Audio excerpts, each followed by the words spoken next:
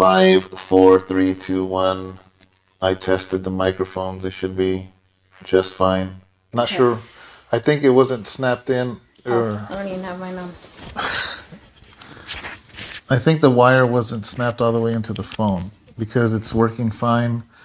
It is Tuesday night for us, Wednesday morning for you guys. You guys know what that means. Tell them what that means. Bible study. Bible study tonight, guys. 7 o'clock. Be there. Or be square. Like square. Square. And so hopefully you can join us 7 o'clock California time. Not sure what time it is where you live. Sí se puede. But 7 o'clock our time. But right now it's devotional time. Relevant Bible talk. RBT. RBT! RBT! I feel like Sister Phyllis says that. She does. She's the one that came up with it. Oh. You know that she's the one that came up with it. Oh, yeah? Yes. She better not show up and have it tatted across her neck. RBT. No. Yeah, she's the one that came up with it. That's why she wears it proudly. When she wears her big old shirts. I know. Gets them 3 sizes bigger than what she needs to wear. Yeah. Big old shirts. Just because you're on the west side. Yeah. I miss Phyllis. I miss hanging out Are we with going my to see her sister. soon? Yes, we're going to see her soon. I wanted us to take her to get a tree, and she already got one. I know. We're going to go take her to chop one off. And, legally. yes. They have Christmas tree farms where you go and take your own saw and cut your own tree down. Mm-hmm. I think they charge you by the foot on how tall it is. Oh, really? Yeah. So you cut your own tree, but you got to pay for it. Mm-hmm. You know, I've never been to one, but I've seen National Lampoon's Christmas Vacation. And they had a Christmas tree farm. He got the big old tall tree and brought it in. There's a squirrel, and the squirrel jumped on the uncle, and just crazy. That's cool. That's cool? Not that, but that you can go to the Christmas tree farms. I'm not going to have a Christmas tree this year.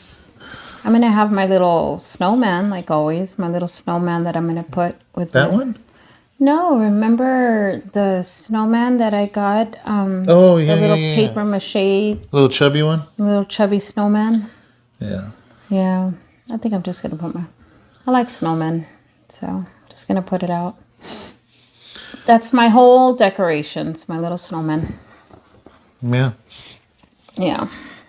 So, had a busy day today. Went to Modesto. Doctor's appointment. I had some work to do on the computer. Yeah, they made me cry today. It was painful. I mean, who? I should have hit them. Yeah. So, yeah, we were talking about this subject earlier. Yeah, we were. I don't even remember, to be honest with you. I don't remember what brought it up. But here we are. I don't remember what brought it up, but we should just read the verse first. You know what? We were talking about being fruitful. That's what we were talking about. This is what we were talking about. We happen to be talking about like Sister Lydia, you know, about Sister Lydia now, and how some of the beautiful fruit that has come out of House of Rest, and how we've seen growth in some of the people. I remember. Yeah, now. We were like, I was like, oh my God, and I said, have you seen the growth in such and such person? Have you seen the growth in this person? And I was like, oh my God, this person has grown so much. And we were just talking about the beautiful people and the growth that we've seen in such and well, I remember exactly what we were talking about. Yes. So, and yeah. So we should just read the verse first. Yeah. Okay, guys, we're going to dive right into it. We're going to go to the book of Philippians, chapter 2, verse 12. I'm going to read it in the New King James. Sharon's 12 to 13 or just 12? Just 12, but I can read 13. Okay. Sharon's going to read it in the message, and then I want her to read it in the Amplified after, okay? Yeah, because the message sounds kind of weird. Yeah, I'm not really feeling it. You guys know the message is supplemental only. Never use the message for your main study. I just use it to supplement just in case people don't understand, but just use it as something supplementary. Okay, verse 12 and 13 says this. Philippians chapter 2, verse 12 and 13 says, "Therefore, my beloved," this is Paul writing to the church in Philippi. "Therefore, my beloved, as you have always obeyed, not as in my presence only, but now much more in my absence, work out your own salvation with fear and trembling. For it is God who works in you both to will and to do for his good pleasure." Ready? Okay. In the message, it says, "What I'm getting at, friends, is that you should simply keep on doing what you've done from the beginning. When I was living among you, you lived in responsive obedience. Now that I'm separated from you, keep it up. Better yet, redouble your efforts. Be energetic in your life of salvation, reverent and sensitive before God. That energy is God's energy, an energy deep within you, God himself willing and working at what will give him the most pleasure." Now we're going to read it in the Amplified. Yeah. Yeah, this is really good. I can't wait. Once you read it, I want to share the context of what it's talking about. What was Paul talking about? "So then, my dear ones, just as you have always obeyed my instructions with enthusiasm, not only in my presence, but now much more in my absence, continue to work out your salvation. That is, cultivate it, bring it to full effect, actively pursue spiritual maturity with awe-inspired fear and trembling, using serious caution and critical self-evaluation to avoid anything that might offend God or discredit the name of Christ. For it is not your strength, but it is God who is effectively at work in you, both to will and to work. That is, strengthening, energizing, and creating in you the longing and the ability to fulfill your purpose for his good pleasure." I like that. That's beautiful. Yeah. So check it out. Here's the context. We're going to leave it on this one here. Yeah, leave it on that one. Yeah, we're going to leave it So here. once you read that, you get why Yeah. I'm saying this verse, right? Yeah. Okay, so check this out. Paul would go from city to city and he would start a church. I don't mean a building. He would start a group of people, a group of believers, right? So when he went to the city of Philippi, he started a really strong church there. Matter of fact, it was there where he was arrested. You want water? No, I'm good. It was there where he was arrested, babe. It was there where he was whipped. Remember the jailer? Yeah. That was in Philippi. Okay. So he stayed there and built up leaders and believers to start a church. And then he would always stay long enough to build leaders up, and then he'd go on to the next city and do the same thing, right? So right here, what he's telling them is he's writing to them. So that means he left. And he's writing to them and encouraging them. Basically, he's telling them, listen, while I was there, you guys, man, were amazing. You guys were gung-ho. You guys were serving the Lord. You guys were giving God your all and everything. And that's why he says, where's it at? In the beginning, where's it start here? That's why he says, just as you have always obeyed my instructions with enthusiasm, not only in my presence, but now much more in my absence. He goes, now that I'm not there, he goes, be just as enthusiastic. Yeah. Be just as on fire, whether I'm there or not there. That's what he's saying. He was not only in my presence, but now much more in my absence. Continue to work out your salvation. That is, cultivate it. Bring it to full effect. Yeah. Even more so. Mm-hmm. Actively pursue spiritual maturity with awe-inspired fear and trembling, using serious caution. And this is the part we want to talk about. And critical self-evaluation to avoid anything that might offend God or discredit the name of Christ. So he was basically telling them, self-evaluate yourself. Quit looking at everybody else. Look at yourself. Look in the mirror. Allow yourself to grow in Christ. Allow yourself to be corrected. Self-evaluate. Work out your salvation with fear and trembling. That's what he was telling them. Yeah. Now, what brought it to our conversation is we were talking about a couple different situations and even about ourselves, and I said, Sharon, we need to always, in the way the stores take inventory. Like I remember Alex was working really hard because he's like, man, we're taking inventory at Lowe's and we don't got enough managers. Yeah. And he was working nonstop every day with no days off. Yeah. Because every quarter or whatever, however they do it, they have to take inventory. They got to know, what do we have in the store? What's going in? What's going out? What's getting stolen? What's not selling? What is selling? They take inventory. They take inventory. And in the same way, we were sharing, I was like, we as Christians, we also need to take inventory. Yeah. We need to take inventory. And then we started going off in different ways of how to take inventory. Like, for instance, House of Rest Church, okay? There's many times where I've had to take inventory of be like, you know what? Because the Bible says that fruit should grow. That's what you started saying about the fruit, right? Well, yeah, because I think as well as like when you work in, I don't know if you've worked in this type of when you work for a production company and in type of manufacturing and everything, when you produce something, it takes a lot of components, in order to produce something. So there is a lot of inventory in order to produce something. Yeah.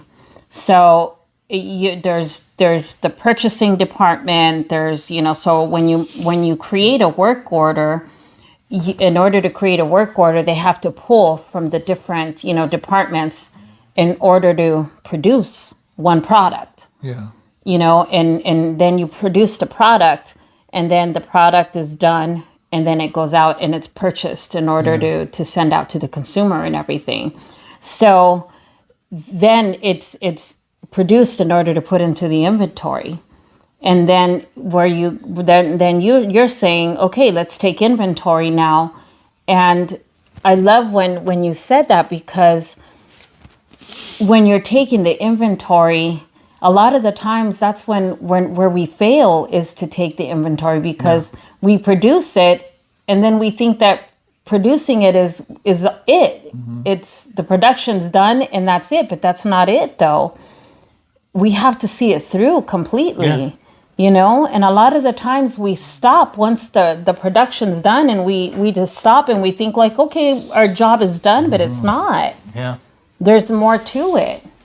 There's more to once something, the inventory is done, there's more to it, and we begin to stop. So I think today when we were talking about inventory, it made me think about it like, man, I never really thought about it. Like, about taking inventory. Well, I remember reading in a book, I don't remember, it was about ministry, and it had said something like this, right? It had said that a lot of times it's easy to have a bunch of dead-end ministries in your church. Yeah.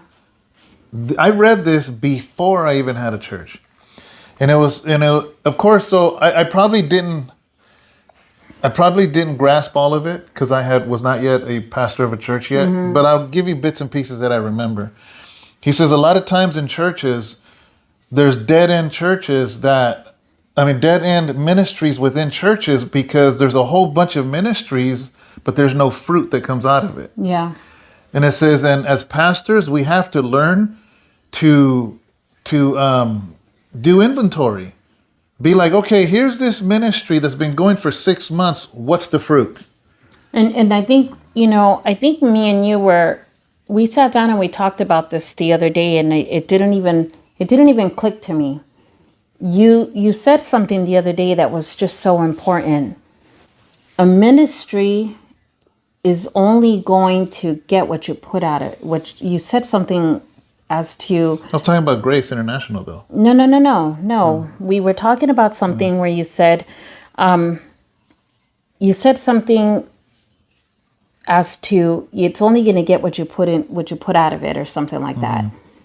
Like if you have a leader and the leader never shows up, or is always late, or is always, absent or something, then then That's what nobody's you're ever produce. that's what you're gonna produce. Yeah. Then people are gonna always be late. People are never gonna want to show up, or they're hardly ever gonna show up. So your ministry is always gonna stay small Yeah.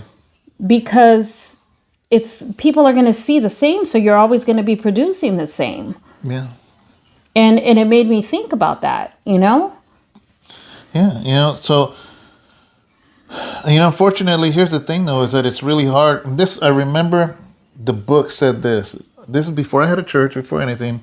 He was the hardest thing is to be upfront with yourself and your leaders that this ministry is dead. Because you don't want to hurt their feelings, you don't want to, or whatever, whoever's running it or whoever. Yeah. And either there's a change that you either got to cut it and say, obviously this ain't working. Yeah. Or you got to revamp it, or you got to restructure it, or you got to, and he goes, I remember the author saying, unfortunately, churches are lazy to do that, or they're afraid to change things, or if something changes, everybody freaks out and gets angry. So you got a church with a whole bunch of ministries that produce no fruit. And so now that is used up energy that could have been used in a more productive way of what is going to bring fruit. Yeah. So I'm just, getting bits and pieces of what I remember, guys. This was a long time ago. I've been pastoring for 10 years. I read this book probably 11 years ago, probably a year before that, And we have to take inventory, guys. So, got to be honest. Okay, you got this ministry going. You got this house church going, or you got this Bible study group going, or you got whatever ministry going. You've been going at it for 2 years, 3 years. What has came out of it? If you don't see fruit, what I mean is maturity and people that have risen above the ashes, and you're just going in circles and you're just using a whole lot of energy. So how do you know when there is fruit? How do you really truly, how do you know? Let me take inventory of relevant Bible talk. You guys don't think there's times where we or myself has been like, I got to take inventory of this because this takes a lot of time. Is it producing the fruit that's worth the time?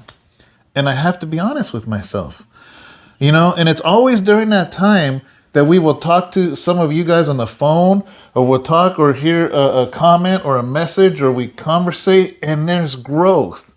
There's growth happening. There's growth happening in so many individuals on this channel. Because I'll be honest with you, according to the world, 200 to 300 views a day is nothing. That will make people say, why am I doing this channel for? I better start a different channel, or start reviewing electronics, or start, because in actuality, in the YouTube world, 200 or 300 views a day is a failure. Let's be honest.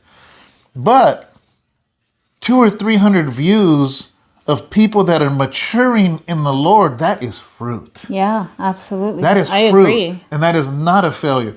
So when guys, we all only have 24 hours a day. Yeah. That's it. God doesn't give us any more. So I have to assess and say, Lord God, you have called me to ministry. You've called my wife to ministry. And we're spending 40 minutes recording these. Who knows how long to render these, and then upload it and then put it out. Lord, is there something else that we could be doing with our time that's going to be more productive? Yeah, but I see fruit. I see fruit.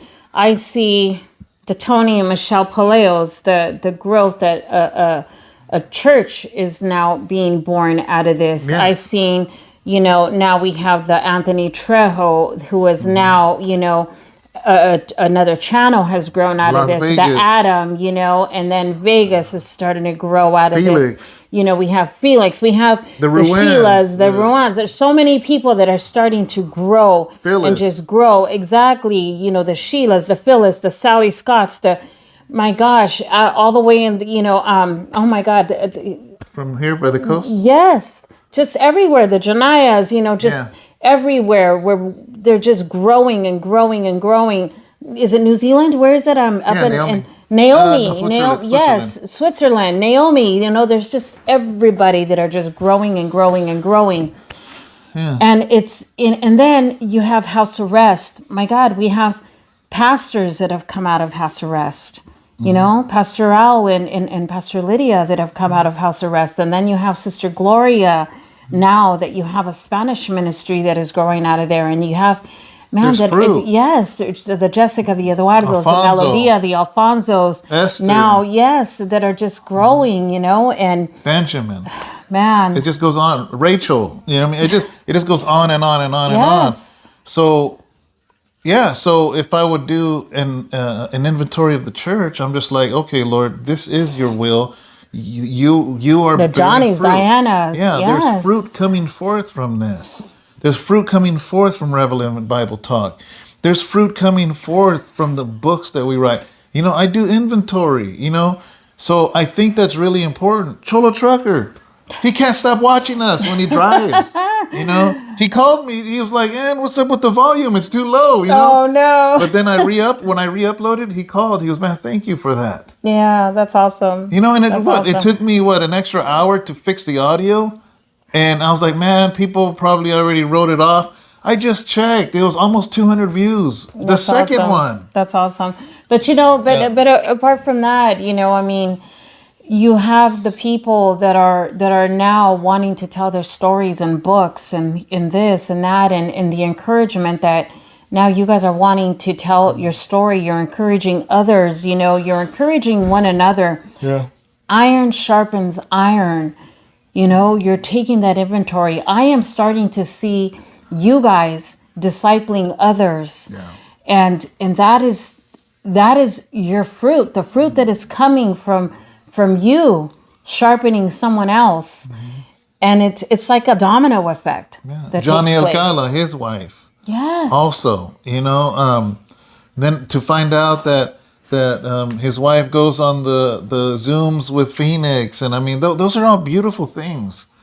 That my friend is doing inventory and saying, you know what, they're stock in this. Yes. You know, they're stock in these videos. They're stock in the Sunday sermons. They're stock in the Bible studies. There's growth, you know, and that's what I mean. But now let's go a little deeper, okay? Because here, this verse says, work out your own salvation with fear and trembling. Yes. So other than your ministries and the things you're doing, you have to now take inventory of you. Yes. Take an inventory of the kind of husband you are, the kind of wife you are, the kind of mother you are, the kind of father you are, the kind of friend you are, the kind of brother you are, the kind of sister you are. Take inventory with that too, because marriages happen organically, but it takes work at the same time. You know, and you gotta, you know, sometimes you have to evaluate and be like, man, you know what? I don't like the direction this is going. Yeah. This wasn't what it was like a year ago. What changed? Yeah. This wasn't like something's been off for 6 months. Because if you don't evaluate, what happens is it's called the overcorrection, right? I remember reading an airplane that goes from LAX to Chicago. You would think it's a straight line. Like if you were in the sky looking down, you would see this plane leave LAX and make a straight line. But instead, you would see if you saw a little line where it went, here's the direction it's trying to go, and it would go like this, and then it would go like, and then it would overcorrect, and like this, and it would overcorrect, because there's no reflectors in the air, there's no roads in the air. So what you really think is a straight line is really a zigzag. It's a zigzag because the plane is constantly correcting, and then it overcorrects. That's why the autopilot, the thing's like moving like this, and then the steering wheel moves like this on its own. So it autocorrects. It's autocorrecting, but what happens is then it overcorrects. And I say that to say this, is that in your walk, in your marriage, in your relationships, you're just like, maybe you're going the wrong way, and you're like, whoa, we got to fix this. So then you fix it, but then you start going wrong this way. You know, and marriage or friendships or relationships it's a constant thing. Now, imagine if you never corrected it, though. Yeah. Then you're going to drift further and further and further apart.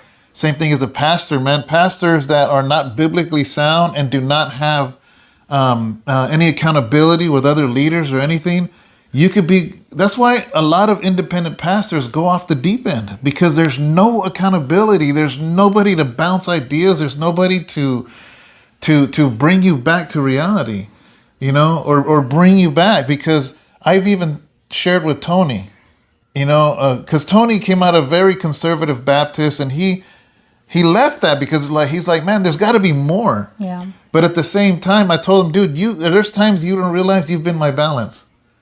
Because, sometimes when you are in ministry to where you do see healing and you do see demons cast out, so then other people that are like that are around you. So it starts pulling you so much that all of a sudden, you're only about the supernatural. I've seen so many people that get so lost in the supernatural, they forget about this. Yeah. When this should be the line, this should be the standard, this should be the thing that brings you back, and I love all of those things I mentioned, but it's got to line up to this. Yeah. It's the other day when we were talking, when we were with evangelist, James Fernandez, when I was sitting down with him, and I told him that when I moved out here to Northern California, I told him that when I came here, I thought I was coming under a covering where I was going to have a lot of pastors' wives around, and I thought I was going to have all that. And guys, I didn't fall under all of that. I didn't have the pastors' wives to wean off of, and I didn't have that to glean from or any of that. I came and I was lost because I didn't have that. And back home, I had a ton of pastors' wives to be able to pray with and to be around and to have all of that. But I didn't have that here. I kind of found myself being alone. But I did tell him one thing. I said, I was so grateful for one thing, though. The one thing that I was grateful for is that I didn't want to be that Lone Ranger, Christian, that Lone Ranger pastor's wife, where I just said, well, I can do this on my own, or any of that. I knew that I couldn't, I humbled myself, and I literally picked up, the messenger, and picked up the phone, and I literally went back and I looked for my pastor's wife, the one that I used to, be under back home. And I messaged her. Remember, I messaged her because I knew that regardless, she was a woman of 67 years of serving God. And I said, you know what? I don't have anybody here. So I am going to go back and I'm going to look for some wisdom, and I'm going to, go to her and seek out some wisdom, because I needed to go to somebody. I needed to hear from a godly woman, and just, and cry out to somebody that wasn't going to be biased. It was hard for me to, it's hard for me to go to, David's mom, because that's his mom, and it's hard for me to, to go to anybody else because I really didn't know anybody else. So I went to her, and she did give me some wisdom. I was grateful for that, and it was important for me. So I praise God for that I was able to go back to somebody, because I never wanted to be, you can't just sit there and say that, oh, well, you got this. No, we always have to, use wisdom and go back to somebody that, has wisdom. Yeah. Yeah, no, I agree. Yeah. So we have to always, guys, take inventory, because if you don't, ask any business person. And I'm not saying Christianity is a business, but we can take that as a model and be like, if a store doesn't take inventory, eventually they have no idea what they have. And we can do that in our lives too. Yeah, we can. If we don't take inventory, our life becomes disarrayed, and you don't know where's what and what is what, or nothing. And the same thing happens in ministry. A lot of times you might have a fervency for the Lord, and you're doing something that produces no fruit, and you will stay stuck there for years when you could have, it's not that God doesn't want to use you, but maybe there's a new chapter and he wants to use you in a different way. Or maybe you did something, and now that you've learned more, you're stuck there. Instead of saying, I need to reevaluate this thing. I need to restructure this thing. I need to, Like now that it's the end of the year, like ministry wise, church wise, I'm just like, okay, what did we lack this year? Yeah. What could we do better this year? I've been saying that for a few weeks now. Yeah. What can we do better? How can we fix things that, and it's funny because once I look at different things that could have been better, then I'm able to see, what was lacking? The same thing in all of them, and then now it's like, okay, now that we figured that out, now how do we fix it? I agree. And I think that's really important, guys, because usually when something goes wrong, and there's many things that go wrong, a lot of times the root is the same thing that could easily be tweaked or fixed or restructured. That way you don't have to perpetuate things that there's no need for it. The scripture here says, work out your own salvation with fear and trembling. And I think that goes for everything. I think that's key, and I think that's important. I think that's wisdom. To self-evaluate yourself, like the scripture said. Let's read that portion one more time again. This part right here.